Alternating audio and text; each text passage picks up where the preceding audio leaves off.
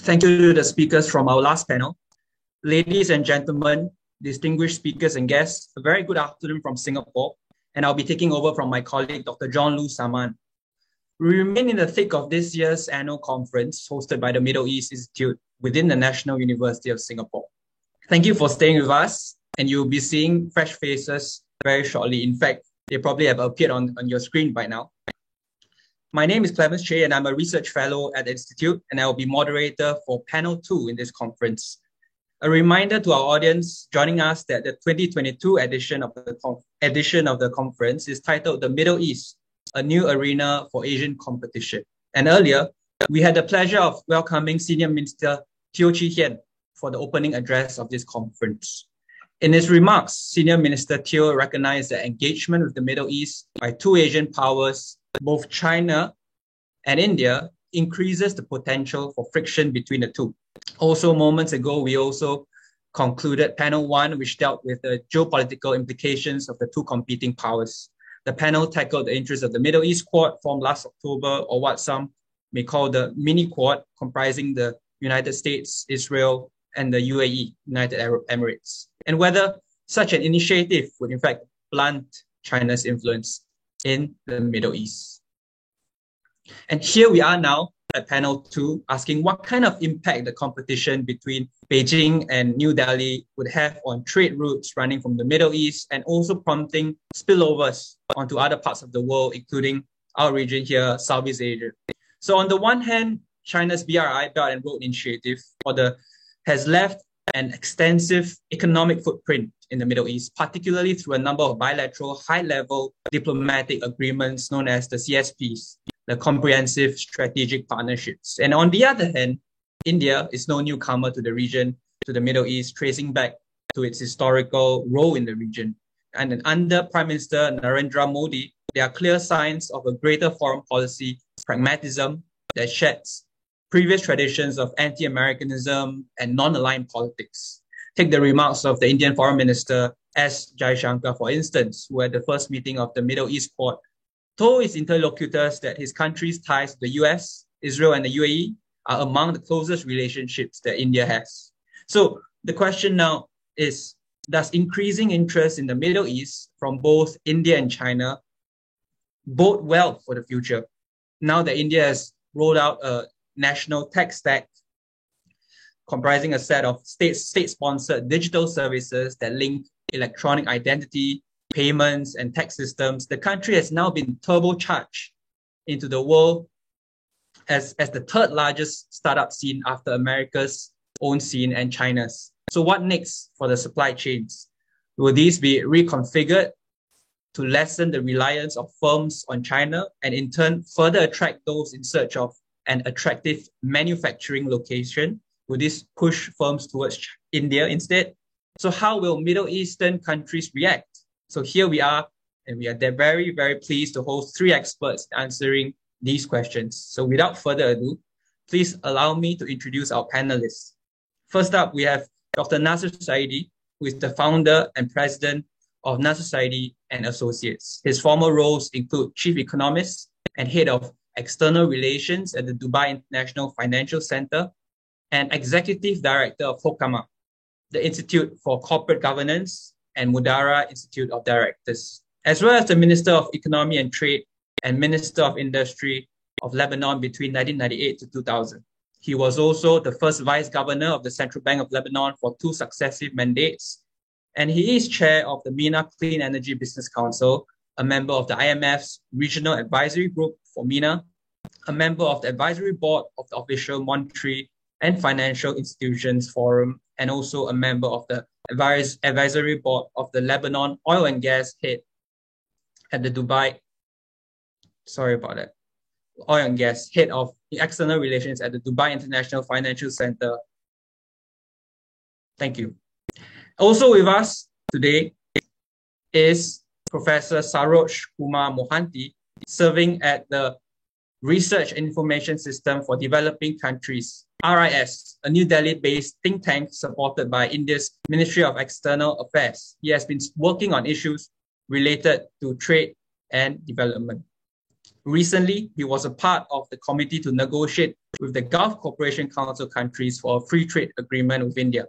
He has been associated with research on issues related to regional trade, tariffs, manufacturing sector, employment, trade in services, and investment in Asia.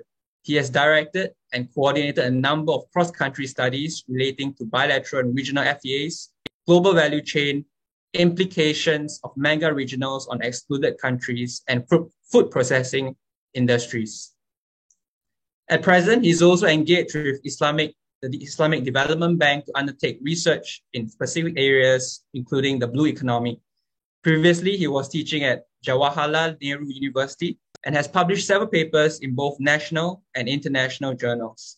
He also has a number of books to his credit and a long association with a number of multilateral organizations. So welcome, Professor Mohanty.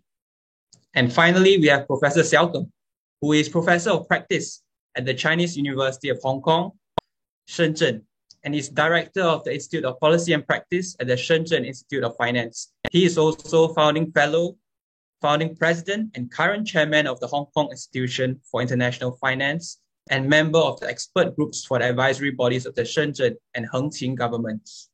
Professor Xiao Geng's research and practice have focused on China's economic reform and opening, covering macroeconomics, international finance, capital market, enterprise reform and productivity, and also US-China relations. Over the last few decades, Professor Xiao Geng has held positions in key academic, policy, regulatory, and business institutions ranging from Peking University, HSBC Business School, to the Brookings Tsinghua Center for Public Policy. He also has been independent director or supervisor for banks such as HSBC China and Shenzhen Development Bank, now known as Ping An Bank. So great to have all of you with us today. And I'd like to say a bit more about the sequence of panelists' remarks, and it will be as follows. First up, we have Dr. Nasser Saidi, then Professor S.K. Mohanty, and finally on to Professor Xiao Geng. Each panelist will have about 6 to 8 minutes to deliver opening remarks. And once all speakers have done their impactful comments, we'll proceed to the Q&A segment. I'd like to remind our audience that you are highly encouraged to send in your questions by keying them into the Q&A box or function on Zoom. And without further ado, please let me now hand the floor to our first speaker, Dr. Nasser Saidi, to set the discussion in motion. All yours, Dr. Saidi. Thank you very much, and it's a pleasure to join you. I'm sitting here in Dubai, so in the middle of what you would call the interest of China and India and this part of the world. Let me start off basically to give us a little bit of background. I want to systematically mention the different areas of linkages between China and India and this part of the world. So if we start off, broad statement, both China and India are important trade partners to the GCC countries and the Middle East. And this has grown substantially in the area of, and as a result of globalization. So if we look at the total trade of India with the GCC, it represents about 10% of GCC trade. This is a far cry from what it was in '97, which is around 5%. On the other hand, if you look at China, China's total trade with the GCCs represents something like 20% of their total trade. Yeah, and that has jumped substantially from the past. And the same is true for the trade with the Middle East as a total. India is about 9% of total Middle East trade. China, however, is running at around 17%. So I think the first point to note is that although both China and India are important trade partners, in China's share is substantially larger. So it is dominant. China is very much the dominant trade partner. And we need to understand, of course, part of the reason has to do with energy. And both countries, of course, are looking to this part of the world for their energy, petrochemicals, and related. So that has been dominant. But we also need to understand what facilitated that. And this is important for the future. What facilitated this, of course, particularly insofar as the UAE and Saudi is concerned, is the large investments that those countries have made in infrastructure, into transport and logistics. And this has facilitated the linkages between UAE, Saudi, the GCC countries, and in particular China. And importantly, infrastructure plays an important role in the greater openness of the GCC countries. To give you an example, EK, Emirates Airlines, for example, flies into all the domestic cities of India. And it is easier if you want to go from Mumbai to Bombay, to any part of India. It's easier to do it via Dubai than to try to use the domestic airlines. Now, the power of that infrastructure is important for us to understand, because both UAE and Saudi are going to be using this infrastructure to serve other countries, notably in Africa.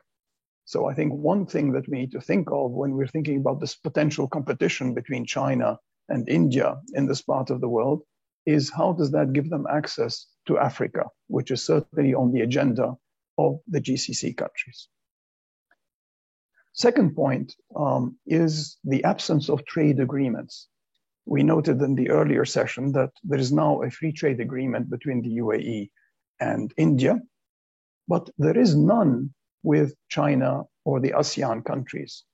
So one thing that should be on the agenda in terms of trade policy and investment policy for all the countries involved is to move ahead with trade agreements that can open up much more potential in terms of trade. That has not happened particularly. The negotiations with China, for example, have been going on for close to 20 years.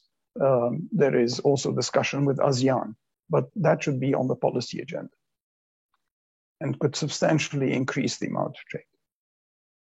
Second area, I think, which is important to understand in terms of the linkages, is investment. And China, and here compared to India, is a major investor in this part of the world. It's invested in Saudi, UAE, Oman, and others, mainly in the energy sector. India, on the other hand, has focused more on Oman, basically for historical reasons. But by and large, it is China which has dominated the investment space. And what facilitates the investment into the GCC countries is the increasing role of the special economic zones and the free zones. So Jabal Ali, Kizad, Duqm in Oman, and all the rest are major attractors of foreign investment. And this is important in terms of how China and India are positioned. So China is strongly positioned and focuses on these free zones. On the other hand, it's also important to know that capital exporting is both two ways. The GCC, of course, are major capital exporters. And here, I think there's another contrast. If you look at the ease of doing business in China, much easier than doing business in India. And as a result, you'll see two-way flows with the GCC countries investing much more in China than they are investing in India. It's changing, I would admit, but nevertheless, the bulk of it has been mainly into China. And I think as another element that we need to keep in mind in terms of how these relationships and links are building up, it is the role of the state-owned enterprises and sovereign wealth funds. The sovereign wealth funds play an important role both in external investment, but also in attracting investment into their domestic countries. That applies for the ADIOs of the world or the PIFs or otherwise. But importantly, since we're talking about SOEs and government-related enterprises and sovereign wealth funds, it makes it easier for the GCC countries who have been reliant on SOEs and GRAs and their sovereign wealth funds to have links with China, which also relies on state-owned enterprises and sovereign wealth funds. So that's another reason why they tend to partner much more easily together. Two final things. One is on the banking side. Again, as we know, Chinese banks are now, you've got 4 in the top 10 in the world in terms of assets and activity. India, much less. They have some large banks, but they're mainly domestic oriented. China has used its banking system to finance its trade, construction activities, greenfield investments internationally. And increasingly, they're promoting the use of the renminbi. And we are going to reach a stage, I think, particularly after what's happened in Russia and Ukraine, where China and other countries, but particularly China, will want to say, I want to use increasingly the RMB to finance trade. So what we're going to see close on the horizon is what I would call the petro yuan, yeah? The use of the yuan to finance the energy trade. Given what has happened with Russian international reserves, countries like China, and particularly also India, will say, well, how do I protect myself from sanctions and not being able to enter the international payment system like SWIFT? China has developed its own CIPS, the China Cross-Border Interbank Payment System. They're going to be promoting that, and it may attract more and more countries. The final thing, of course, but I won't spend too much time, maybe we can discuss it later, is, of course, the importance of labor flows. If you look across the Arab world, something like 41% of the labor force of migrants is across the Arab world versus 5% globally. So we tend to attract a lot, and it's mainly to the Gulf countries. And of course, the return of that are the remittance flows, particularly to India, highly dependent on remittance flows from the Gulf countries, particularly Saudi Arabia. So that's another linkage between them. So let me perhaps end when we look at globally at this picture with 2 remarks. Number one, we cannot only think of what are the strategies of India and China vis-a-vis this part of the world without understanding that the GCC countries have their own priorities. Their number one priority is economic diversification. How do I diversify from being highly dependent on oil and gas? And they will look to countries to partner with them to the extent that they help them with their diversification policy. And China has engaged much more closely with the GCC countries in terms of enabling their diversification. India, much less. And let's remember that China does have a specifically Arab policy, the 1-2-3 policy, 1-2-3 as we know. India has not developed as much of a policy. The final remark I would make is that it's not only important that they understand what the economic strategies are of the Gulf countries, but that they put in place the tools. So if you want to develop those links, you're going to have to develop the trade and investment agreements. Those are critical for us to move forward. And here, I think, since we're talking in Singapore, Singapore has an important role to play because out of all countries, this was the first country back in 2016, if I recall, to have signed a free trade agreement with the UAE. So perhaps Singapore can play a role in bringing the GCC countries much closer to ASEAN and to the other Asian countries of the region. Let me stop there.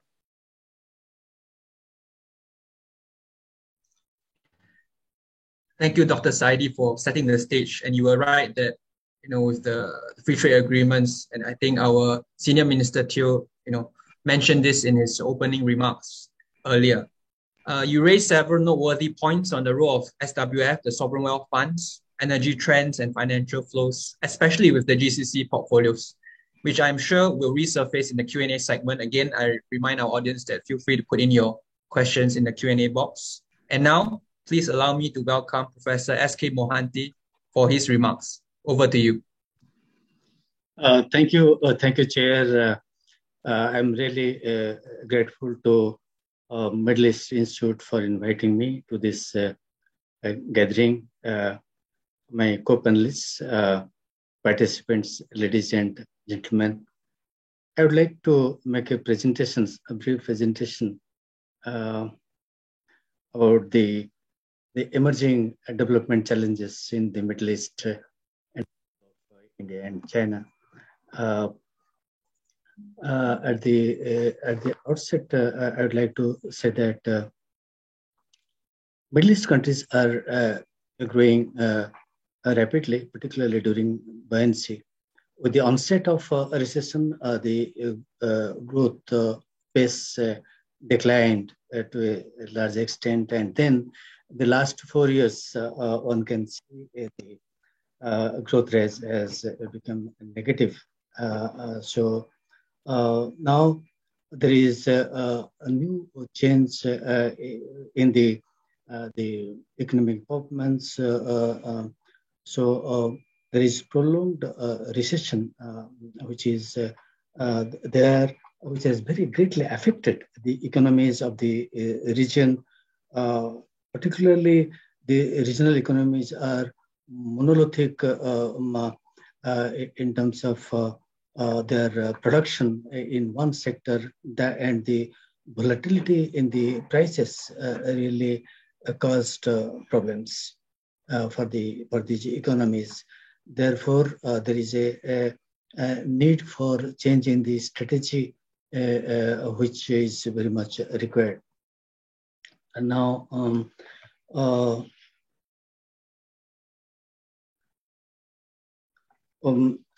I think if the presentation doesn't matter. There are 4 different challenges which the region is witnessing with the Dutch disease, which we can see in several economies. Middle income trap is another one which I think many economies in the coming years. Depletion of oil reserves and also the move towards renewable energy by many countries could be a challenge for these economies. Similarly, the development challenges in terms of the changing the planning pattern in the coming years, and the role of India and China in terms of supporting these economies, in terms of building industrialization in these economies. So one can see that between the many countries, what I have seen that the international trade is very moderate, between 11 to 13%. But with the onset of the what do you call the recession, it has gone down to some extent. It is more or less static between 10 to 11%, and also slightly improved in recent years. But the most important aspect is about the middle income trap, which many countries are going to face in the coming years, because of most of the countries are under the upper income bracket. It would be difficult for them to compete with low wage economies, particularly low middle income and other LDCs, and also those highly resource-based economies, technologically advanced developed countries. So maintaining high growth rate is also very important for them. So therefore, how to get out of the middle income trap is a major issue. Recently, we have conducted a study where we have tried to see that from moving from low income to middle income economy, this would take nearly 28 years if the economy is persistently growing at the rate of 4.7%. From middle income to high income group, that is $4,000 to $12,000, I think most of the middle income Middle East countries are in the above $4,000 in constant terms, and they have to grow at the rate of 3.5% to ensure that for next 14 years to ensure that they're into high income bracket. So that is a major challenge for them. The recently what I have seen, I said that the buoyancy 2002 to 2007, they maintained a growth rate more than 5%. But with the onset of recession, till recently, they maintained very low level of growth rate. Per capita income also declined. And the recent years, the last 4 years, in growth rate of the region has been negative. So that's a measure. So they have to adopt an alternative development strategy to ensure that they're into high income bracket. They're also facing the problem of Dutch disease because of the dominance of one commodity, and they have to develop new strategies for that. And many countries have already adopted such strategies to get out of Dutch disease. But one can see that while the trade with the world is again the imports is consistent, but again the export is fluctuating to a very large extent. And in recent years, I think it is very extremely unstable, despite their major exporter of oil. But in the services sector, you can say they have persistently have very high trade deficit with the world economy. With India and China overall trade, one can see that with China, which is a major trading partner with the many countries, one can see that the sometimes the region is deficit, sometimes surplus, but is in recent years it's quite fluctuating. But with the India, overall trade deficit is with the India, and the region is having large trade surplus. But the one thing is very clear that the region is going through structural change, but it is very slow. India and China, very segmented kind of trade with the region. China is mostly importing primary and finished products and exporting everything other than the primary products, whereas in so far India is concerned, is similar to that of China when import is concerned, but definitely not exports. But the region is very much strongly linked with both India and China in terms of technology-intensive trade. Yeah, of course, China is a big player. India see intra-industry trade with the region so far as technology-intensive trade is concerned. Both countries have got a trade surplus with the region so far as non-oil products are concerned, particularly the trade without Chapter 27 in HS classification. So India is, of course, having very low level of trade surplus in the sector, but China is very large.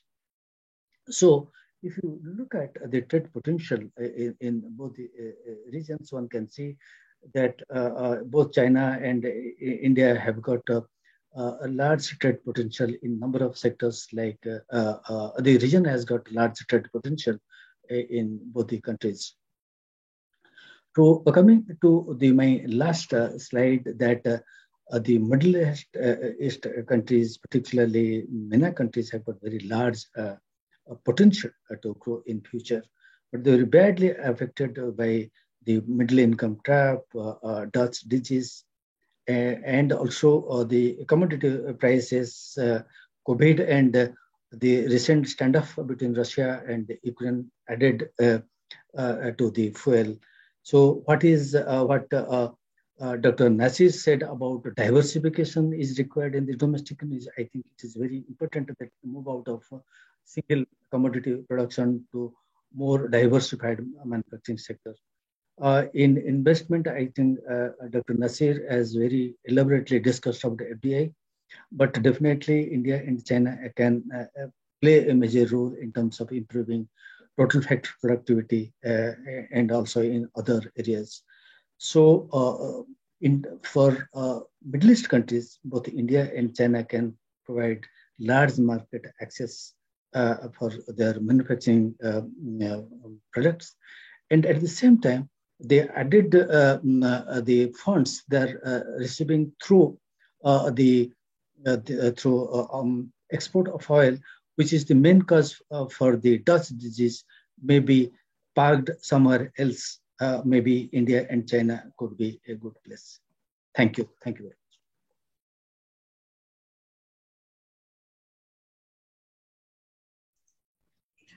Thank you, Professor Mohanty, for your remarks. And I think what was quite insightful was about the middle income country trap, which we may later single out when we discuss the topic of labor supply. Please let me now hand the floor to Professor Xiao Geng. Over to you. Thank you very much for inviting me. Well, I think the other speakers already made very good comments about some of the challenges and also opportunities. What I'm trying to emphasize is that in the past like a few decades, we have developed a trade-based kind of relationship, and that is shaping today's like what we observed competitive advantage. Middle East is exporting oil and also trying to diversify, and India is actually basically similar to China, but probably in terms of the stage is a little behind. So China, because it started earlier in terms of opening up and the reform, so now China becomes like a large scale economy with very diversified industrial structure, and that is basically I think one of the lessons which leads to the fact that the middle income trap and other challenges has been somehow overcome, in the sense that the coastal China is already high income. Of course, there are a lot of low income in the West, and also it leads to the fact that the trade between China and the Middle East is much larger, than the trade between India and the Middle East. So I think in a way that reflected a very much mutually beneficial relationship. If continue, I think India will catch up, and India is a very young economy, and China is actually aging, and the Middle East will diversify and basically benefiting the whole world, particularly developing countries, by sending the remittance out to India and other countries, right?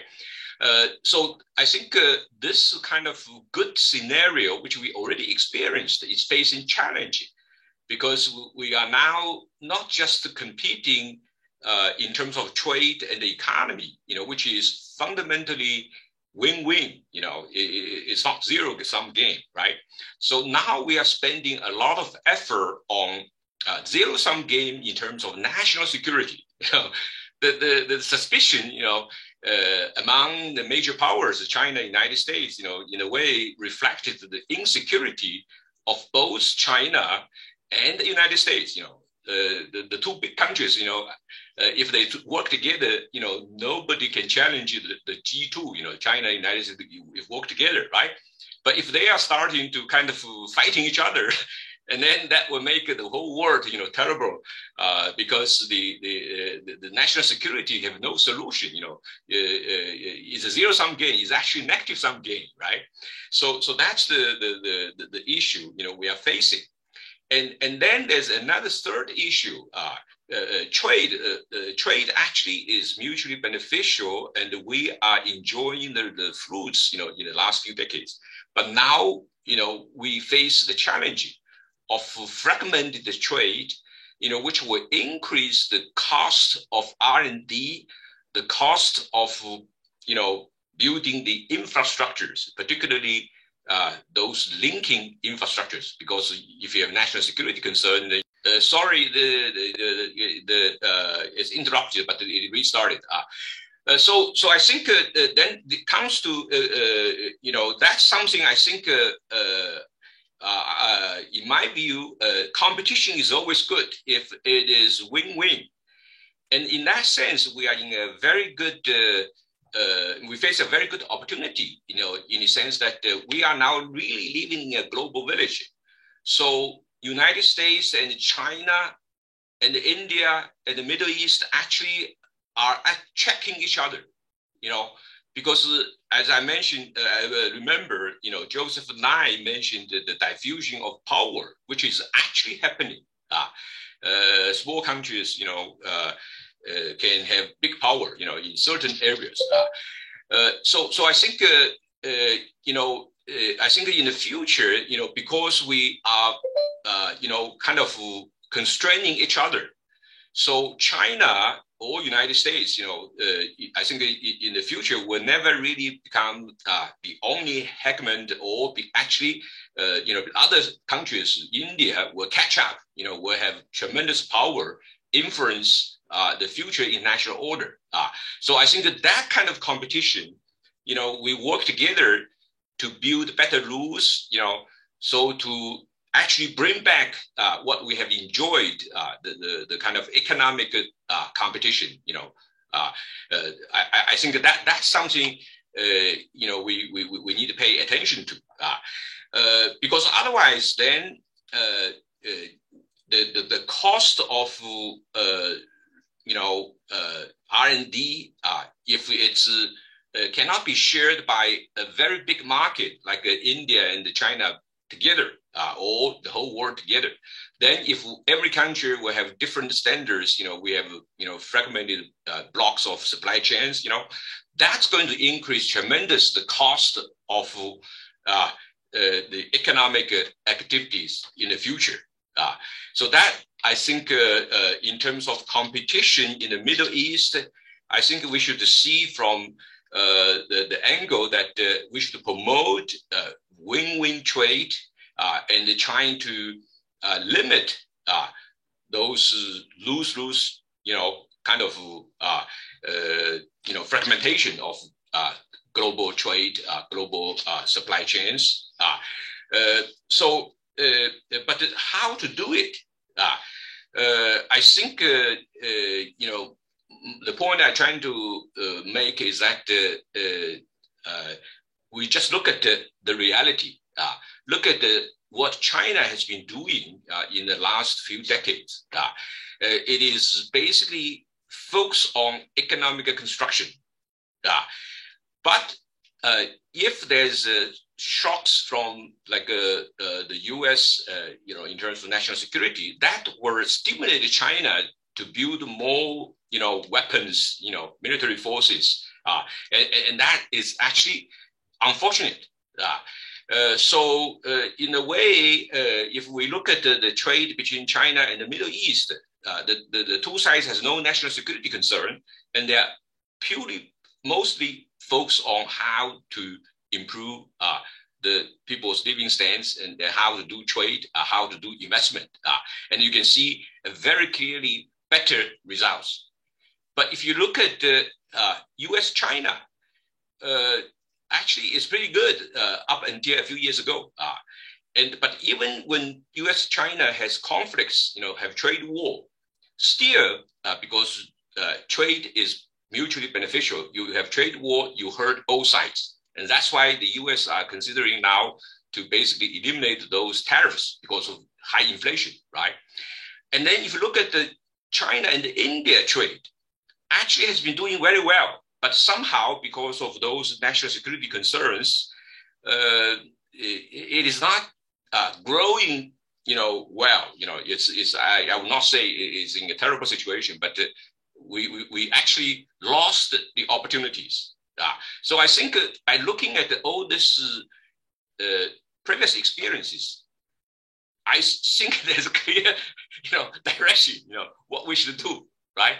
And with all these uncertainties about the pandemic, climate change,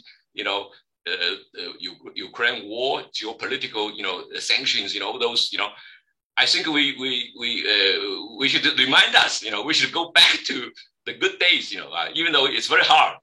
But I think China, India, and the Middle East are really,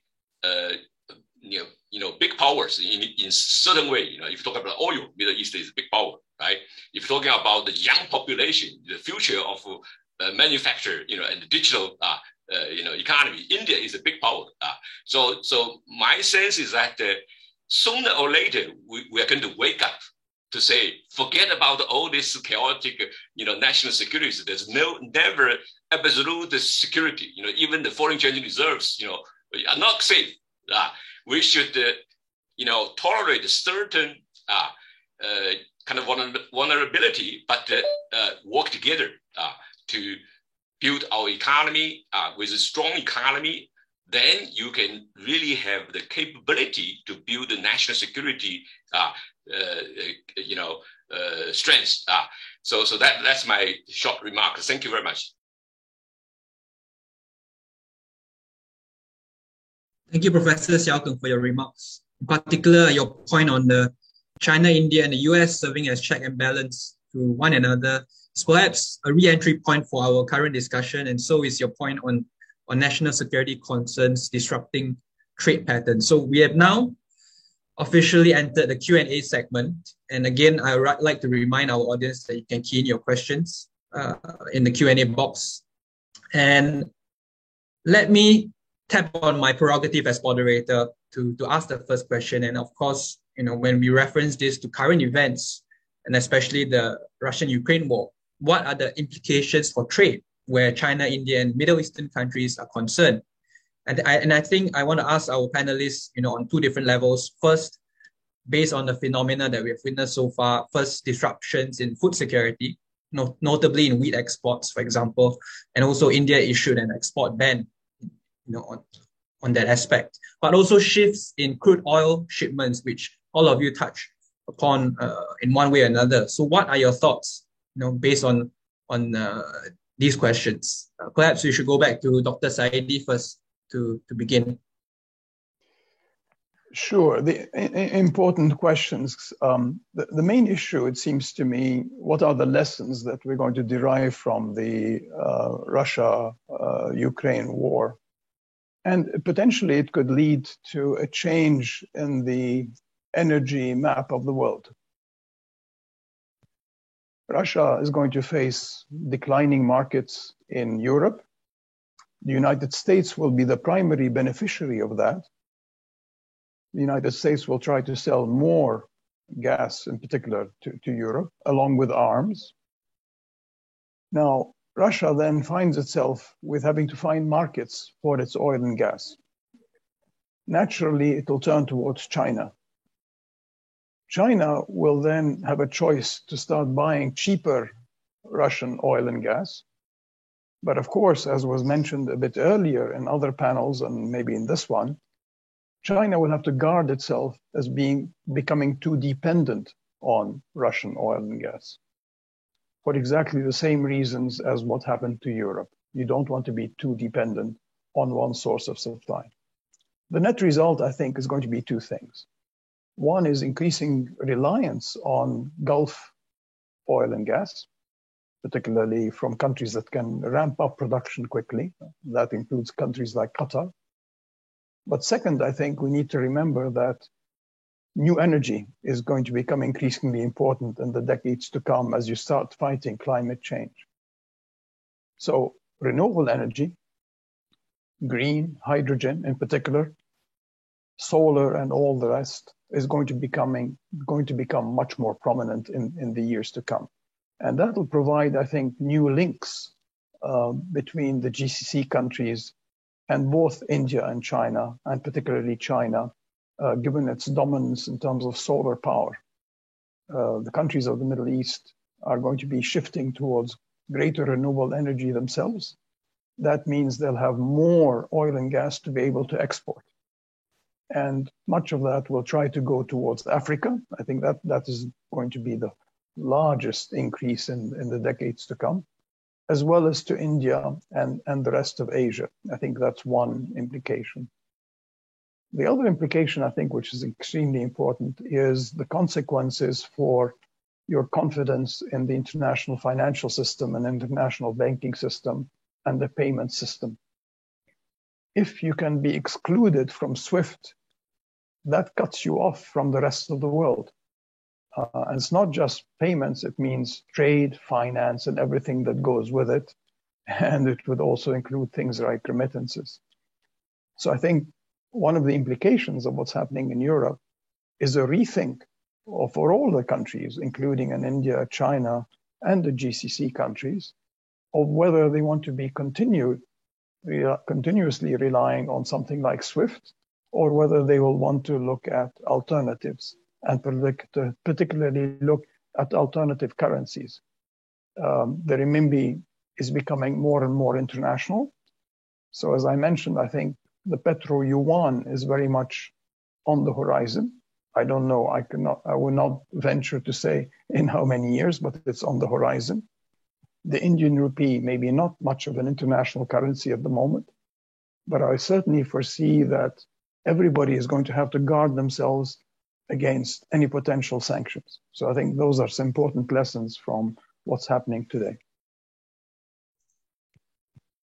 Thanks, Dr. Saidi. Perhaps we should let Professor Xiaogang take the floor, because Dr. Saidi mentioned that, in the context of the Russia-Ukraine war, Russia would turn to China first, and then we will later turn to Professor Mohanty after that. So, Professor Xiaogang, any additional remarks that you may have on this?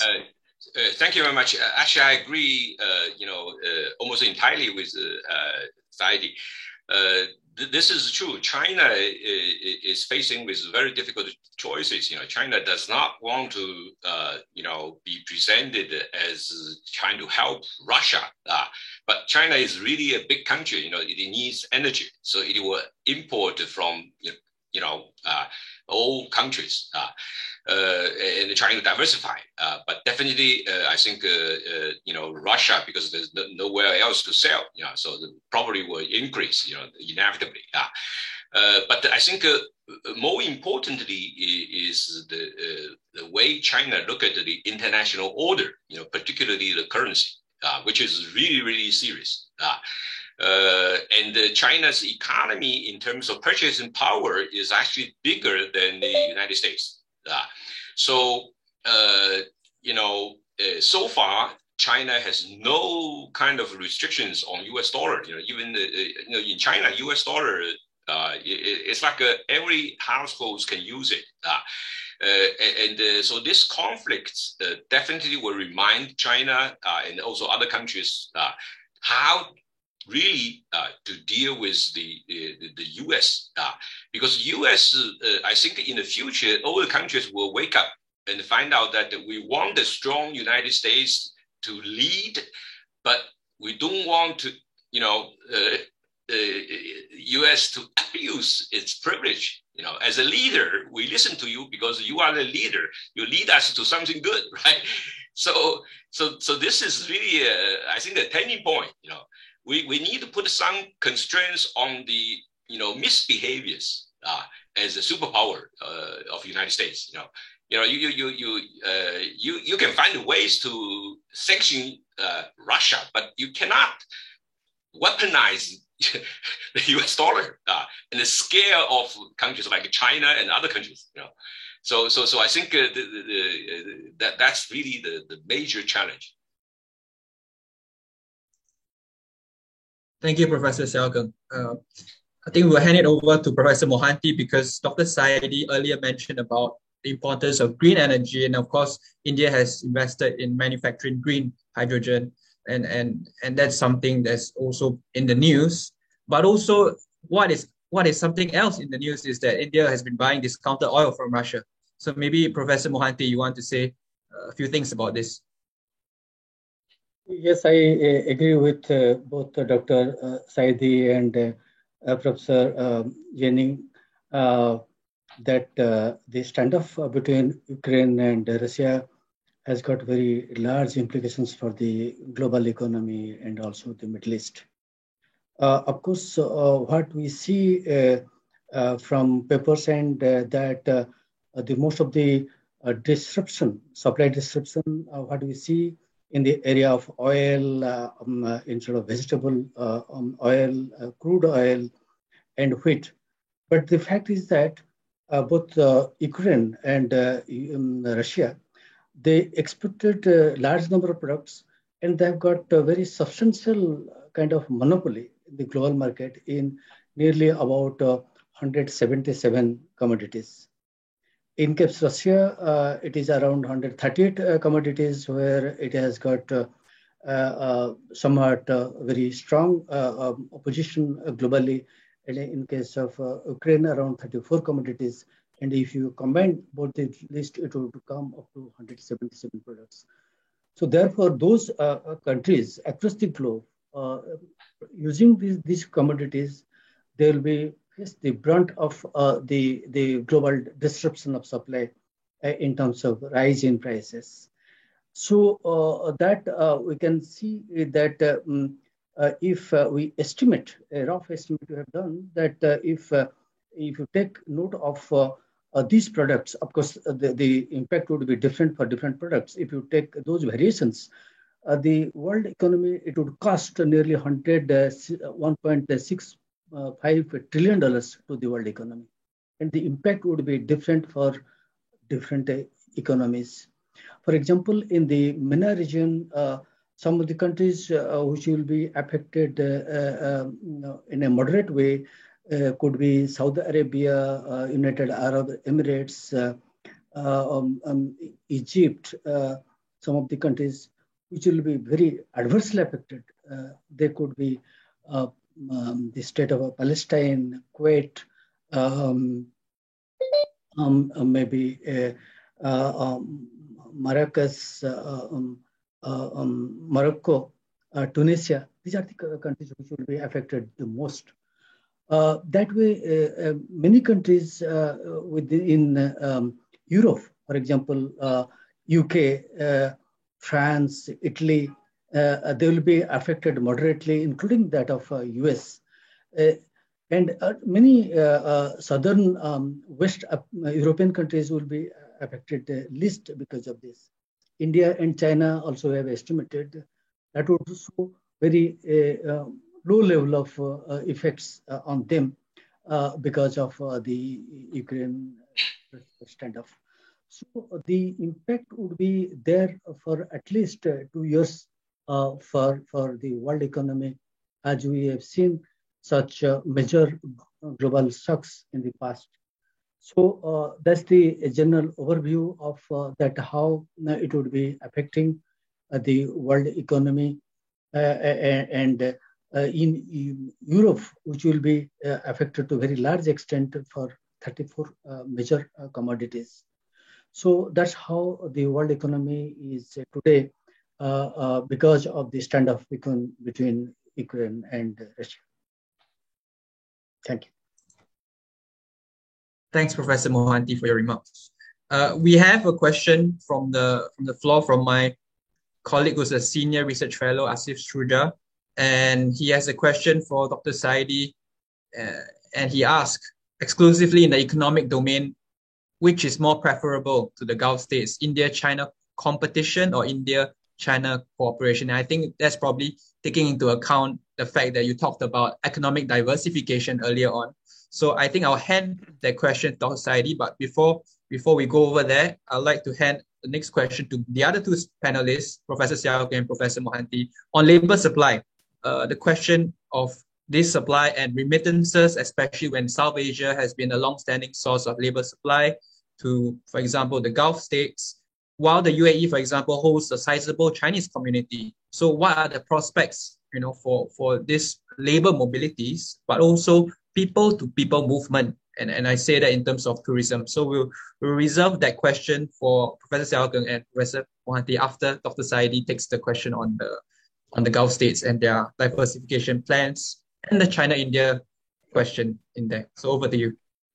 Oh, I think the answer in terms of whether it is better for the GCC countries to have cooperation or competition between China and India from a strictly economic point of view is straightforward. We'd much rather have competition between China and India, particularly in the new areas. Remember that a lot of the history that we've been talking about is about energy, right? Just selling oil and gas without much value added. But the world has changed. We're moving, the fastest growing area of trade is, of course, services.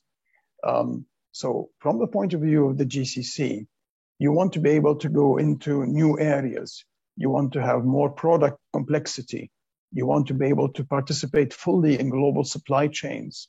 You want to be able to diversify as much as possible. And increasingly, as a result of Russia and Ukraine, food security has become a clear imperative. It was already an imperative for the countries of the region because many of them, like the GCC, import 90% of the food that they eat.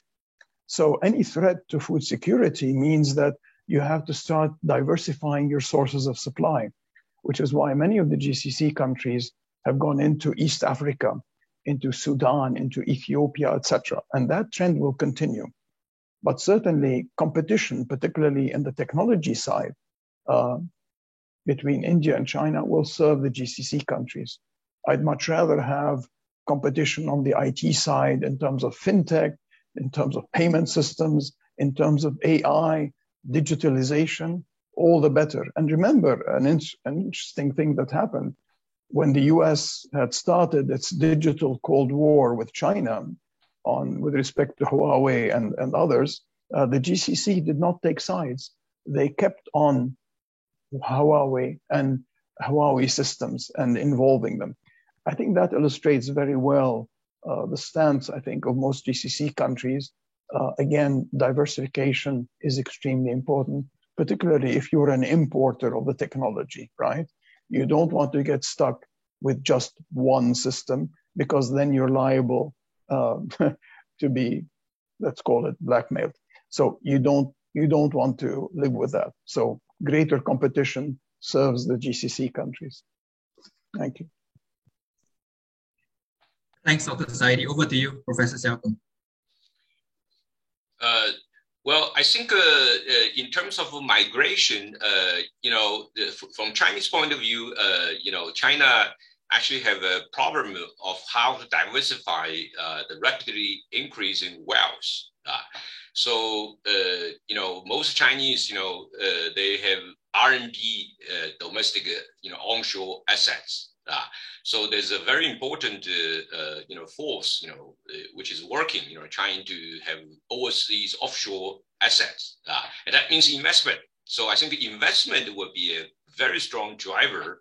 A lot of people think about investing around the world, and the Middle East is one of the, key area. And the other way around, the Middle East want to diversify their economy, and they also want to invest in something not related to oil, right? And China is just plenty, So I think already this is doing very well. And also related to this is the financial cooperation, Some of the financial centers, which in the Middle East, Chinese cities, they are all trying to learn. So I think here there's a lot of opportunities. Thank you, Professor. Additional remarks from you, Professor Mohanty, on this labor mobility issue and tourism as well. I think this issue is very close to our heart.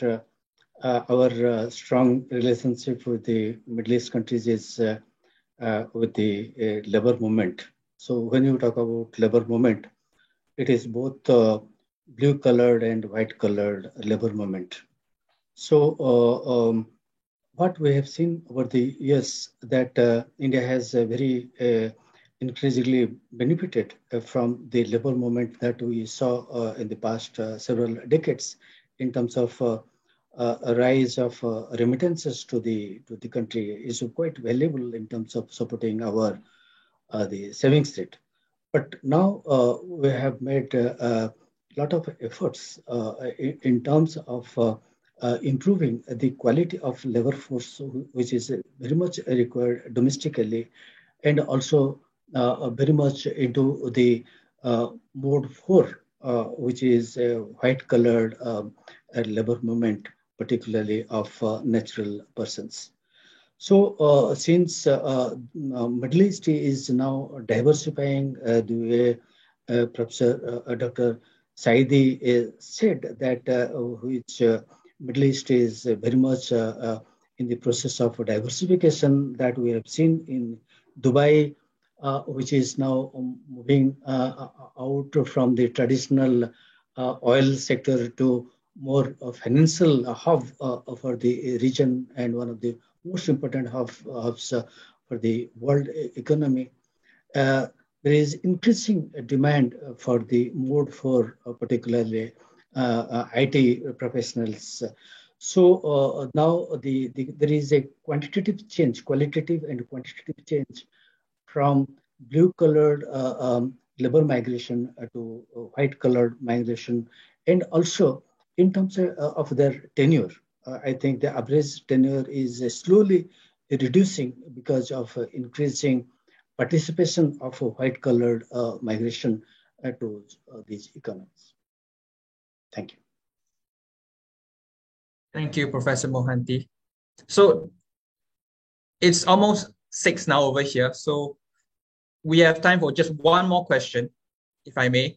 And I think I will ask all the panelists to give us some short comments on climate change. And I think that also has something to do with the energy sector. And with climate change becoming a mainstream energy issue, especially after the last conference of parties in Glasgow, what are the possible contributions by the world's leading energy consumers, such as India and China, but also for the Middle Eastern countries? And I think, again, these are some of the aspects that you included in your earlier comments, but here we try to put in the aspect of climate change in your next answers. So we'll go back to Dr. Saidi first. You're right to ask the question because the MENA region is probably the most exposed in the world to the risks of climate change. You've got increased desertification happening, affecting countries like Sudan, but also the rest of the Middle East. Look at what's happening in Iraq. We're highly reliant on water from outside the region. So something like 85% of the water that gets consumed in the region originates outside the region itself, whether you're talking about the Nile or the Euphrates or other. And then you've got rising temperatures, right? Look at what happened last summer. Temperatures reaching over 50 degrees Celsius in countries like Kuwait and Baghdad, and that's accelerating. So it becomes practically unlivable, both for humans as well as animals, and you can't really work at such temperatures. And finally, you've got rising sea levels, which threatens many of the coastal regions. So combating climate change, I think, is going to be a critical point in the years to come. Now, for the countries of the region, and this is of interest, obviously, for both India and China, it means access to climate risk mitigation technologies. It means increased investment in renewable energy sources, solar, wind, you name it, geothermal, wherever it's possible. So you're going to see an acceleration of that investment in order to mitigate climate risk. And that means, I think, there's a big opportunity really here of cooperation between the countries of the region and both India and China in terms of building renewable energy capacity. I chair the Clean Energy Business Council, and I'm seeing a lot of changes already happening. Look at electric vehicles, look at investment in battery storage and lowering battery costs. All of those areas, I think, will be areas for increased investment and cooperation. Many of the countries of the region, for example, want to invest in the production of electric vehicles. Saudi, Egypt, all the countries which have relatively large populations. And that, again, I think is one area in which you're going to get much more cooperation. But also, remember, electric vehicles also means substantial investment in IT, GPS, and satellite technology in order to integrate them into what we call the Internet of Things, into the IoT, because these complete each other in terms of electric vehicles and the rest. So new technology, I think, is going to be of the order of the day. I think that is going to be what's going to be most interesting in terms of increased cooperation between the GCC countries and India, China. And I come back, diversification, economic diversification is the critical imperative for the countries of the region. So increased digitalization of their economies, moving towards renewable and clean energy, combating climate risk, but also diversifying their economic activities in general. Thank you. Thank you, Dr. Saidi. Let's switch things up a little. Professor Mohanty, would you like to give your final remarks on this issue? I think India is very sensitive towards the issue of climate change. India is a signatory to Paris Convention and also declared to be net zero by 2070.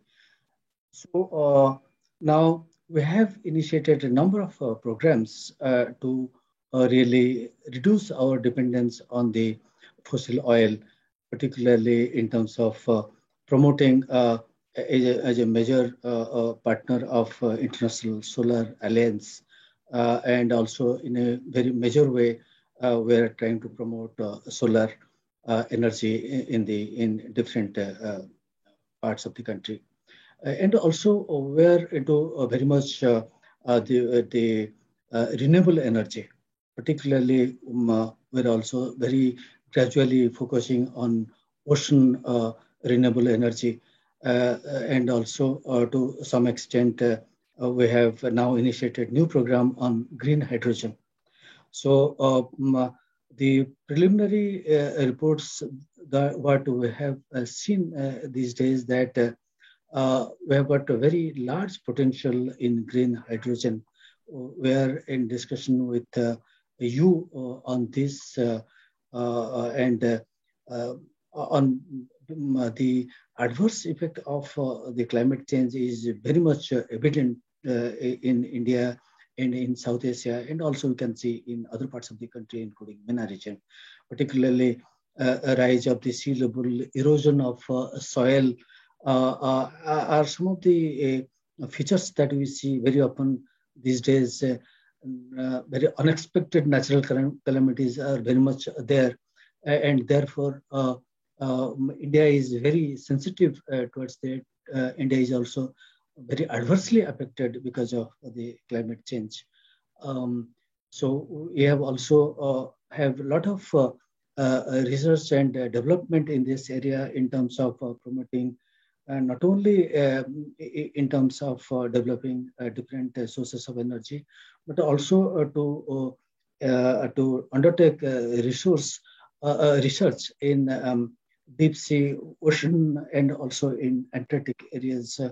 Our recent initiative on deep sea mission is again meant for see that how best we can really work on renewable energies and to reduce the temperature globally. Thank you. Thank you, Professor Mohanty. And the last words over to you, Professor Siao Keng. Thank you. I actually agree with both two speakers before, and I think this is really an area which we can have healthy competition. And I believe, China, not because of outside pressure, not because of competition, because of its own needs in terms of national security and also people's demand, China is actually in the middle of a real revolution. If you look at the solar energy, look at the electrical car and a lot of green development, it's already quietly changing, I think, both the landscape and also people's, kind of, thinking, So this is an area I believe we can have healthy competition and also happy cooperation. That's really something even between China and the United States. This is something the two can talk about. Thank you, Professor Siao Keng. So with that, we have reached the end of panel 2 and indeed the end of day 1 of our annual conference. So on behalf of the Middle East Institute, please let me extend my sincere gratitude to all our panelists, Dr. Saidi, Professor Siao Keng, and Professor Mohanty for such a fruitful discussion. And to our attentive audience, thank you for submitting your questions. And do note that the annual conference will run over the course of 2 days, which means that tomorrow's proceedings will begin with a keynote speech by Mr. K. Shanmugam, Singapore's Minister for Home Affairs and the Minister for Law, following which we will have panel 3 discussing the Abraham Accords and its implications for ASEAN. The discussion will be moderated by Ms. Michelle Teo, MEI's Executive Director. So with that, I shall conclude today's proceedings, and we look forward to seeing everyone tomorrow at 6:45 p.m. Singapore time. Enjoy the rest of your evening to the audience and to our panelists. Thank you and goodbye.